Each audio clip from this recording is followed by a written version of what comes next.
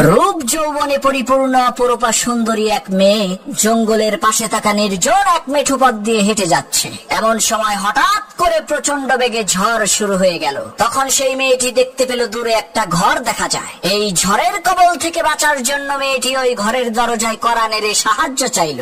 একজন টকবগে যুবক ছেলে ঘরের ভেতর থেকে দরজা খুলে সেই সুন্দরী মেয়েটাকে আশ্রয় দিল। এদিকে দিন পেরিয়ে রাত হয়ে যাচ্ছে, কিন্তু ঝড় বৃষ্টি থামার কোনো নামগন্ধ নাই। এমন সময় মেয়েটি দেখতে পেল সেই যুবক ছেলেটি তার হাতের আঙ্গুল মোমবাতির আগুনে পুড়াচ্ছে।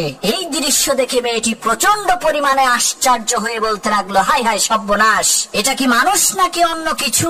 পরের দিন সেই মেয়েটি বাড়িতে যেয়ে তার বাবার কাছে সব ঘটনা খুলে বলল, কাল রাতে তার সাথে কি কি হয়েছিল। তখন সেই মেয়েটির পিতা সেই ছেলেটিকে এসে জিজ্ঞেস করলো, বাবা, গতকাল রাতে মোমবাতির আগুনে তোমার হাতের আঙ্গুল পুড়িয়েছো কেন?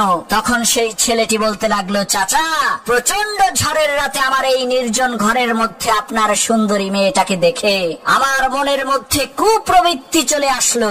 তখন আমি আমার হাতকে মোমবাতির আগুনে পুড়িয়ে মনকে বোঝালাম, ওরে মন, এই দুনিয়ার সাধারণ আগুনই তো তুমি সহ্য করতে পারো না, তাহলে জাহান্নামের ওই কঠিন আগুন তুমি কিভাবে সহ্য করবা? ছেলেটির এই সততা দেখে লোকটি বলল, বাবা, একটা রাত তুমি ধৈর্য ধারণ করেছো, তার বিনিময়ে আল্লাহ রাব্বুল আলামিন সারা জীবনের জন্য আমার এই সুন্দরী মেয়েটাকে তোমার করে দিল।